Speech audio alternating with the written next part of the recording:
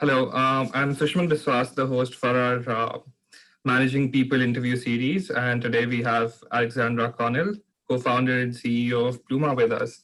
Hi, Alexandra, how are you doing? Hi, I'm good. Thanks so much for having me.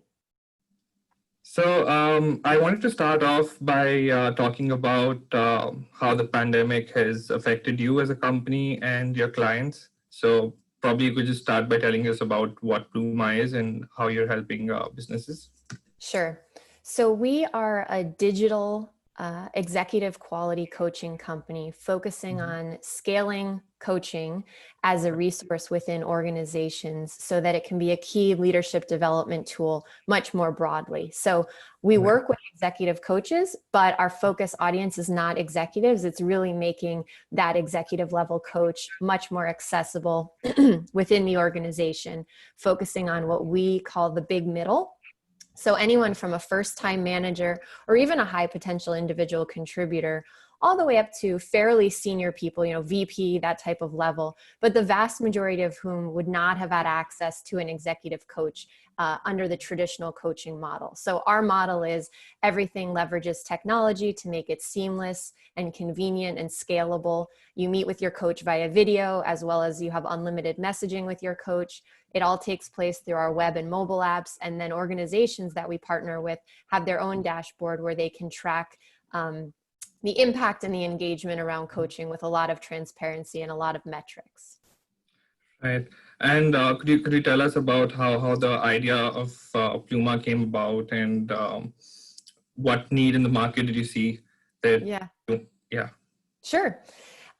So I had a role at a company that had just gone public, and there was this big tension between how do we bring up the people who got the company from a garage to IPO as leaders, or should we be, now that we've IPO'd, should we be hiring in VPs and directors and senior directors from other companies? And initially the strategy was hire in those people, but it was very toxic to the culture because a lot of those people had really high expectations for infrastructure and kind of longer term, fear of failure, that kind of thing. And what had gotten the company to IPO was, easy, fast failure, trying things out, innovating, hustle, working with what you have. And it was also toxic because a lot of those junior people who had taken the company to IPO were very sort of let down by the fact that, they were used to be 1 or 2 steps from the CEO, and now they were 5 or 6 steps, right? And it was almost like a punishment for their success. And so my boss at the time, I was chief of staff to the COO, and he said, can you figure out a way to address this, bring people up that we already have, since they're such experts in our technology and in our industry. And so I looked at a lot of options, online courses, online content, workshops and seminars. People didn't really engage with those. They didn't have a lot of data long-term. And what everyone kept asking for was an executive coach. And I was really shocked by how expensive it was. Here in the Bay Area, it's like $20,000, $30,000 for a single coaching engagement, which is not realistic at scale. For your CEO, yes. For hundreds of other employees, no, especially when you're, just IPO'd and worrying about your financial quarterlies for the first time. And so it occurred to me that a lot of the price in that expensiveness was because there was some real inefficiencies in the market. So coaches are not fully utilized, and they have to do a lot of their own marketing and business development as sole proprietors of basically small businesses themselves. And so they have to charge to make up for the 70% of the time they're not utilized in that 30%, right? Right. So rather than taking an approach, we're not looking at Pluma. We don't scale coaching by using less qualified coaches who are cheaper. Instead, we use extremely qualified coaches. And because we do all the sales and business development for them, we're able to make their rate much lower because their utilization is much higher, right? So that's where we saw the inefficiency in the marketplace, and that's where we focused our efforts on. Well, that's pretty interesting. And I think right now the current situation that we're in, where a lot of companies are kind of reassessing their talent needs and skills needs. And I think once we're out of this situation, a lot of companies will actually start seriously reassessing how they approach professional development, especially in terms of realignment of skills and soft skills. And I think is that something Pluma is also delivering uh, to customers? Definitely. Our focus is always on soft skills. You know, that's kind of Right. the nature of our coaching. It's very much around kind of three areas. We Mhm. customize always to the organization the specific behaviors or skills that are important to the organization, or even a subset of the organization, but they tend to fall in one of three buckets, which is developing myself. So things like presentation skills, writing, time management, those kinds of Mhm. things.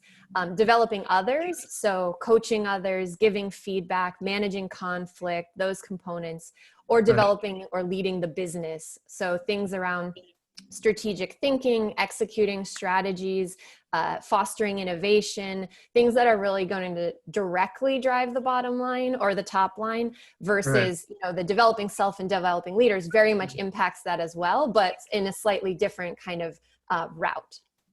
Okay. That sounds really promising. And what are some of the companies that what kind of companies do you typically work with? Are you targeting? Did you cater to enterprise level organizations, mid market businesses, small businesses, or is it a single platform for like? Do you have personalized, customized solutions for each business?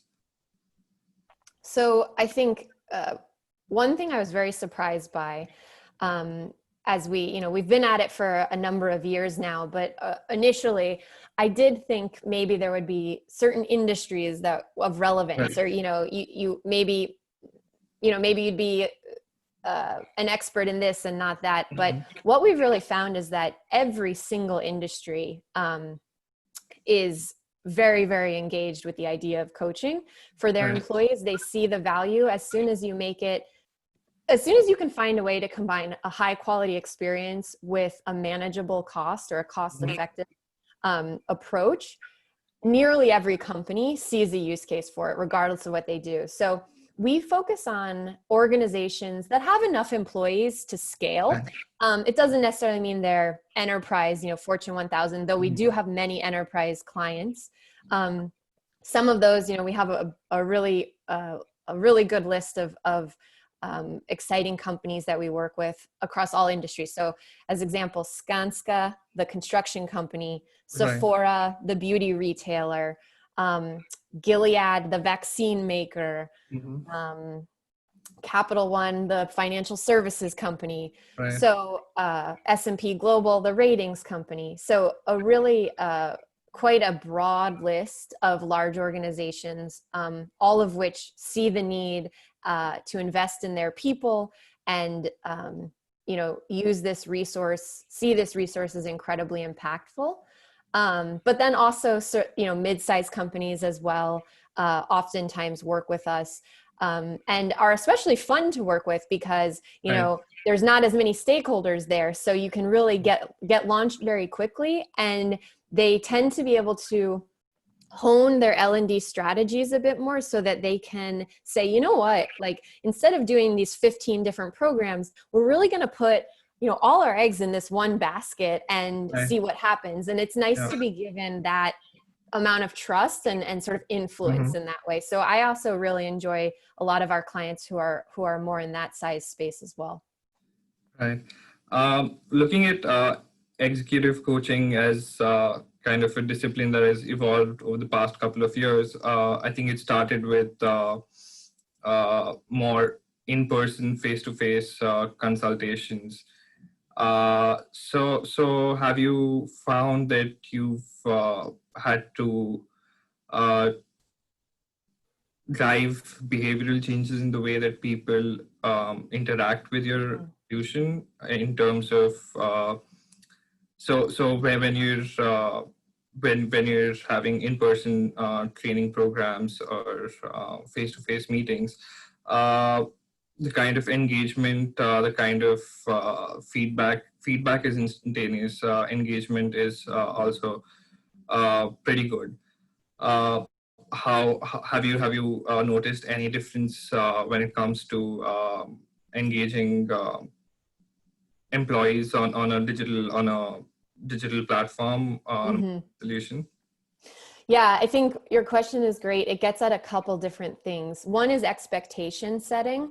So, when we think about if someone's coming in with an expectation of the traditional coaching model, when that's reserved for the C-suite, coaches will, if a CEO has an appointment in China, a coach may fly to China to meet with them. You know what I mean? Right. That's Yeah. clearly not what we're offering. But I would say that if that's the experience an organization wants to offer, we Mhm. are very we want to meet people's needs. We know how awesome the experience is. We get amazing feedback about our company and the things that we do, but we don't want to like come in and not meet a need that you have clearly, right? So if someone says, well, what we really want is coaches who fly to other countries to meet with our CEO, we'll probably say you should continue doing that. Like that's not our purview. We can make some great recommendations on coaches, but that's, definitely if that's the expectation and you can afford that, go for it.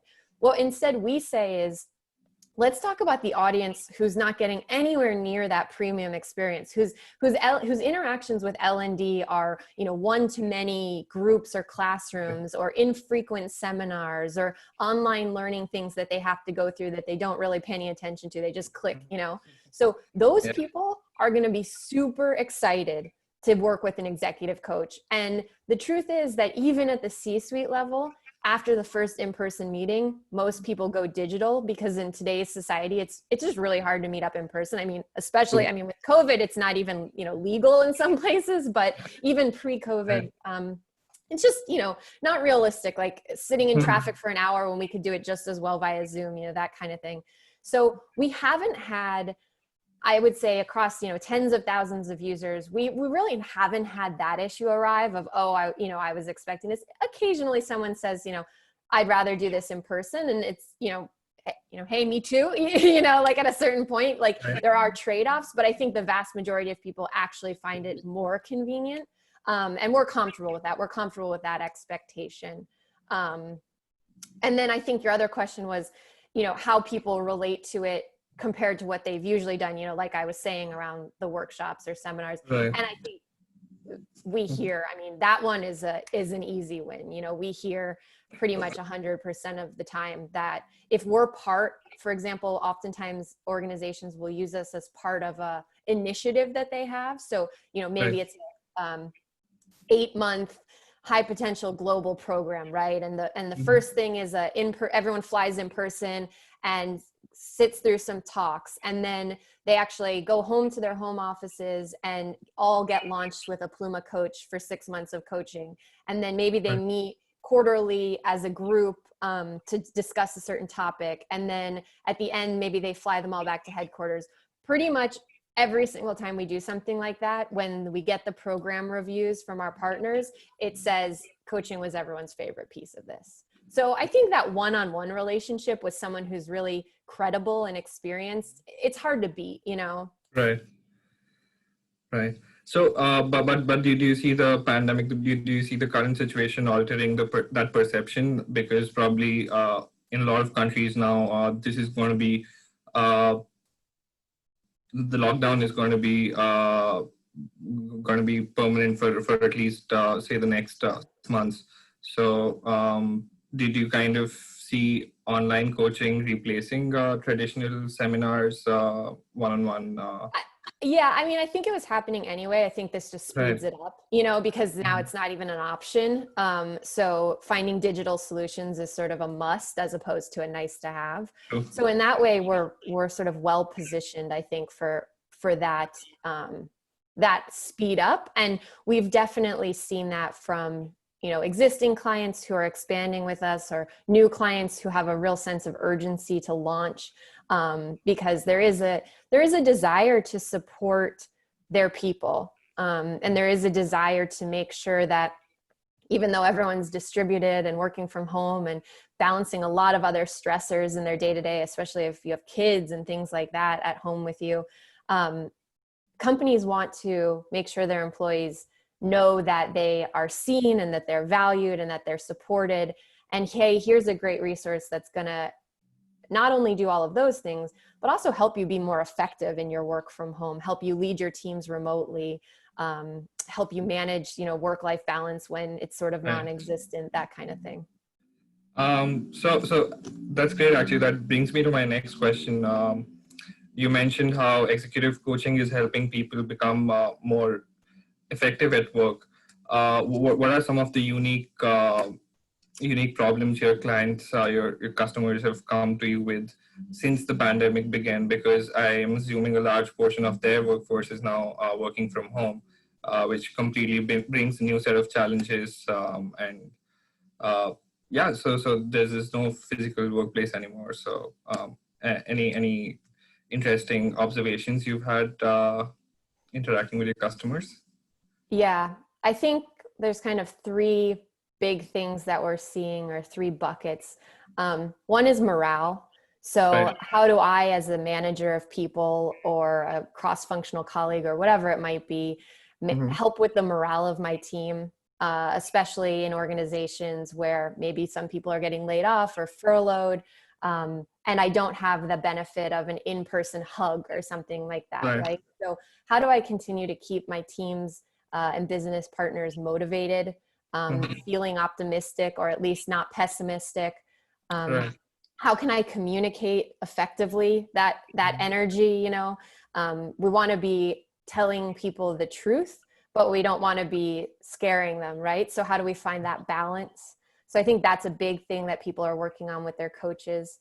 Another component is there's been a lot of strategic shifts and change management necessary, right? So not only in the way that we work, but also literally what our products are, so for example, I mentioned Sephora as a client. We work with a large number of their district and regional store managers. None of them and their teams are going into work, right? None of the retail stores are open, but Sephora as an entity continues to exist and thrive. And so it's very much about how can their coaches support them shifting their strategy, whether it's we're going to focus on online efforts, this is how we're going to outreach to our brands, this is how we're going to take care of our retail employees. All of those things become, top of mind for organizations. Obviously Sephora is a key example because they have that retail component. Another one is Gap Inc. is a big customer of ours. They also have those retail plus e-commerce considerations,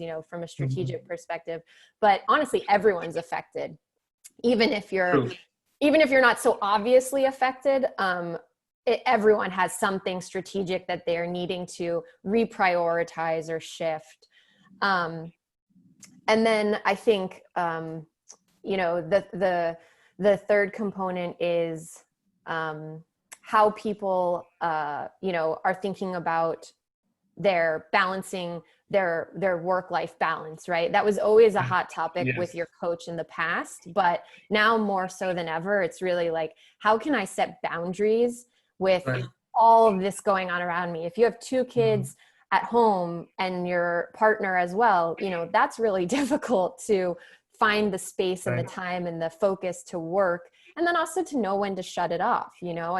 Because the days now sort of bleed into each other, how do we kind of make sure that we're recharging in the ways that we need to, and getting other things out of our lives in the way that we need to, and remaining a whole person and not just sort of like a frazzled shell of ourselves? So I think that's kind of the third big topic people are working on with their coaches these days. That's really interesting. So what kind of changes do you expect to see in the workplace going forward, like over the next 6 months or probably a year? I think that's the, $1 million question. I definitely think there will be less emphasis on coming into work. I think, especially as a lot of cities they're not going to, I think most areas are not going to go from this binary, shelter in place to totally back to normal. There'll probably be a lot of easing phases. And I think as part of those easing phases, it won't, people won't be going back to the office in the way that they used to, 5 days a week, 9 to 5 or whatever it was.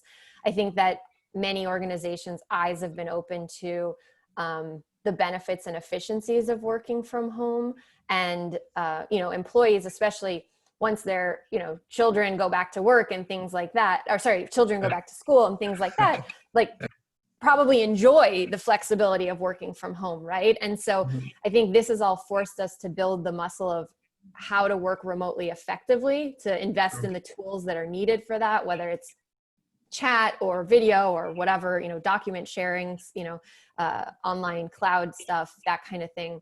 I think we won't see people return to the office life the way that we used to. So I think that's a big difference. So communication will be different. Right.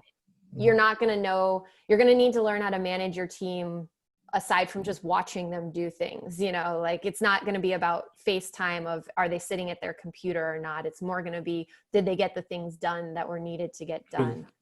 So I think that's probably the biggest change that I expect.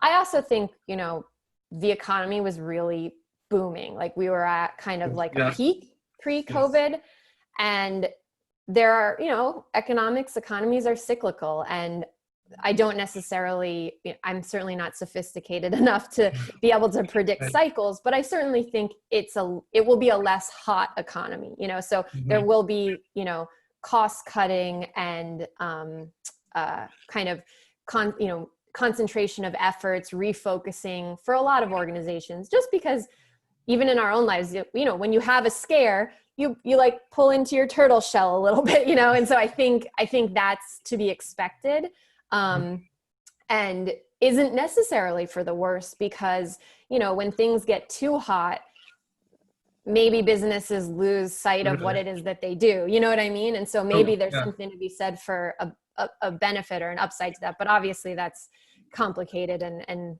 certainly difficult. So, what skills do you see becoming increasingly important for the employees?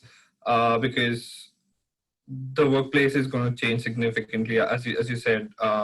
And in terms of skills, I think the one thing the pandemic has taught us is that automation makes good business sense, and a lot of things will be automated. I think a lot of organizations relying on legacy systems will move on to SaaS-based platforms. I think automation will be big. AI is going to be huge. But in terms of other skills, not specific to industries, what kind of evolution do you see taking place there? One thing I hope for is like maybe it will be finally the death of Internet Explorer. I think selling to enterprises, I've always been really surprised when I still see Internet Explorer around. Like I'm like, even Microsoft gave up on that. So I think you're exactly right that there'll be a leveling up in the technologies that people are using, and as I think we were already seeing this before, and I don't necessarily think it's pandemic related, but I think it ties into putting more things online, is a leveling up in security. I think even with some of the stuff we saw in the news with like the Zoom bombing and stuff like that, as things move more digital, as companies, do things remotely, there becomes a higher and higher bar for security. I know that's something that, we go through a lot of security checks and protocols and things like that with any new organization we work with. It's always a big piece of what our team spends time on, to be compliant with all of those things. And I think that's going to become the new normal. Everyone's going to just, no matter what you sell, that's going to be your thing, right? And sensitivity around data and things like that. I think in terms of skills, soft skills, especially for employees, it will be a lot of what I mentioned that people are working on already, with their coaches. I think learning how to manage remotely, learning how to delegate and prioritize, from different places, picking the right tools to do that with, and learning how to effectively use those tools. That's an art form, that's something that's still difficult, for lots of teams.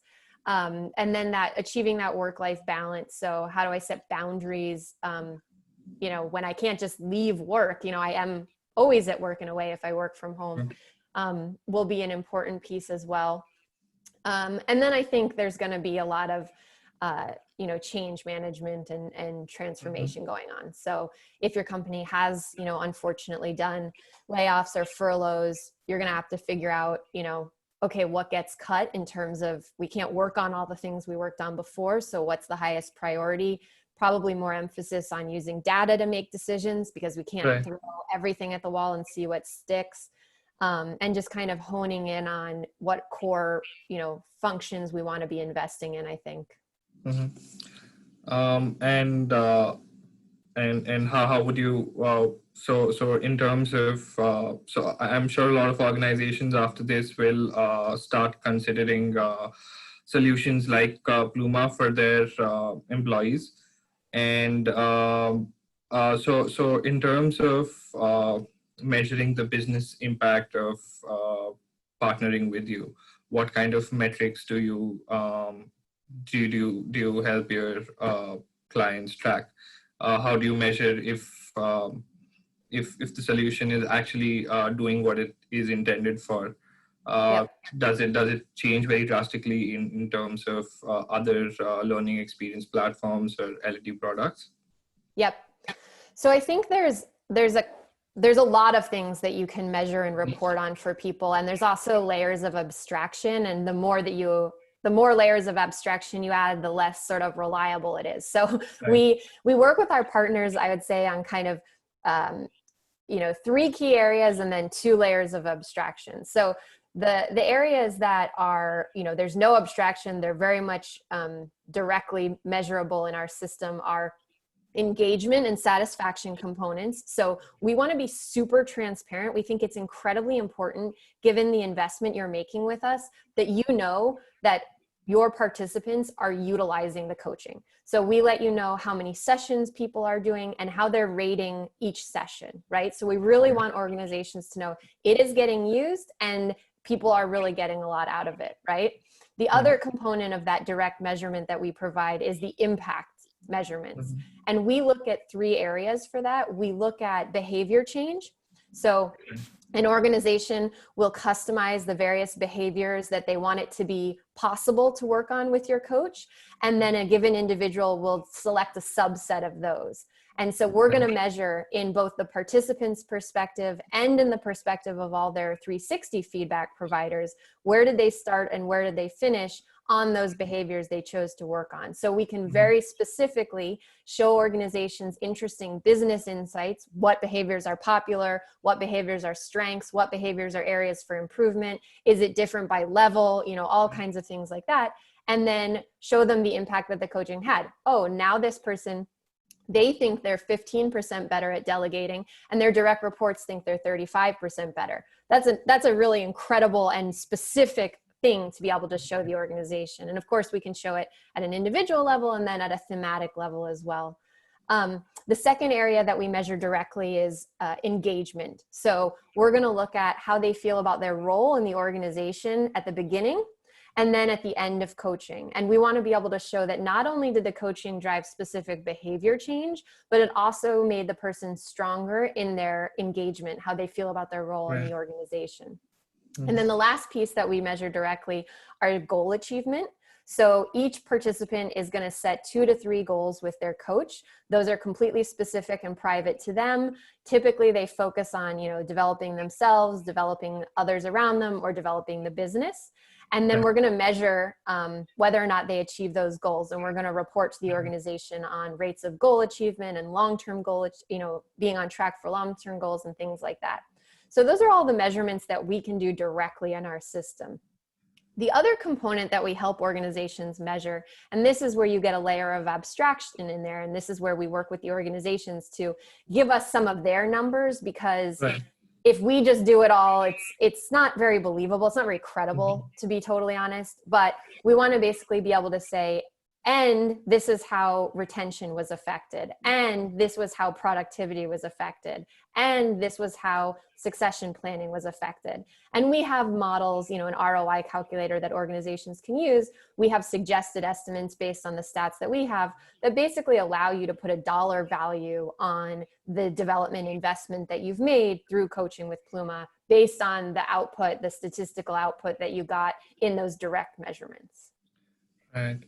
That is really great, because I think one of the major concerns with digital learning platforms in the past has been that either engagement rates have been really low, Yep. and a lot of organizations haven't been able to define the dollar value of the service, of the product, uh, the returns that they're getting. So that's pretty great. And in terms of the situation, so this actually, I think we're drawing to a close now, which brings me to my last question. So I think the current situation has helped us all realize that we probably do not need everything we thought we needed to live happily, or just to have well-rounded life, in terms of materialistic things and going out, etc., etc. So we've been, on a personal level, I think we've all been trying to do more with less, and that is something that businesses will also try replicating once lockdown lifts. So what would be your advice to leaders who've had to make difficult decisions during this time, and probably they will need to continue doing that over the next few months? So how would you advise leaders? Yeah. Yeah. I think that, well, I'll answer it in particular to, difficult decisions around L&D programs and investments there, because I'm sure lots of budgets are being, looked at a lot more closely for that. Sure. I think that one, even if you've had to do layoffs or things like that, you need to continue to invest in the people that you do keep, probably more even so than in the past, because now you have a morale issue, and now you have people who have to fill in a lot of gaps that are left by the people who have been let go. And so it is a big and important time to sort of double down in that regard and make sure those who remain have the resources that they need. So I wouldn't ever skimp on that piece. Right. I think, the other piece is I would really narrow down the offerings that I have. So I'd pick the one or two things that I know are a really good use of people's time, the things that get rave reviews that everybody loves. I think everyone's really distracted right now. Now is probably not the time to make people do, rote things that they don't appreciate, or that they keep telling you they don't get a lot out of.